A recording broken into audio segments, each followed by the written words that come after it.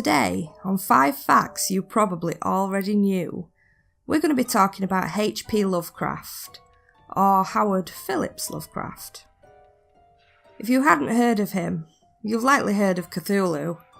Look, we're going with the common pronunciation because technically Cthulhu's name is in an alien language that man can't speak. And if you still don't know what I'm talking about, then you should by the end of this video. I'm sure you've heard of Arkham, like Arkham Asylum. You know, the place Batman puts all his baddies.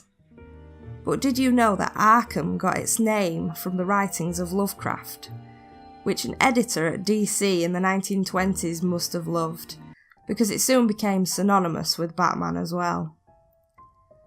Another group of people I'm sure you've heard of is the heavy metal band Metallica, who decided to make a couple of songs based on Lovecraftian horrors, such as The Thing That Should Not Be, off of their hit album Master of Puppets.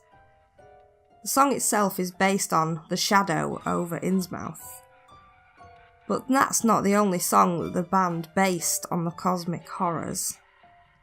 They also had the instrumental track titled The Call of Cthulhu, not to mention All Nightmare Long, that James describes as being about the hounds of Tyndallus, or their latest, Dream No More, From Hardwired to Self-Destruct, which is about Cthulhu waking from his eternal slumber.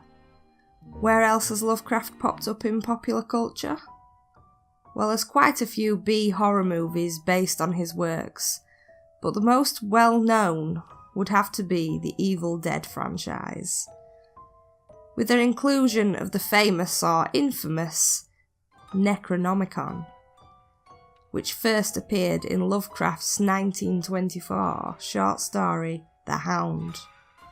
As the man that popularised weird fiction, you wouldn't have to look far to find things inspired by Lovecraft or his friends, like the show True Detective, the first season anyway, that alludes to Carcosa and The King in Yellow, which weren't created by Lovecraft himself, but he did go on to use these and expand upon them in his own works. The origins of his cosmic entities are probably inspired by 2 different things in Lovecraft's life. The first, the most prominent inspiration, is his night terrors that he suffered since he was at least the age of 6. He wrote to deal with the fear he suffered, and would describe seeing creatures similar to what he later described in his stories. The other was his extreme aversion to seafood.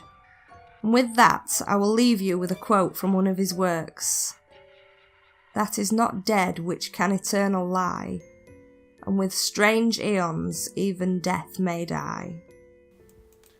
We'd like to extend a special thanks to Holy Creep Sauce for narrating this video for us.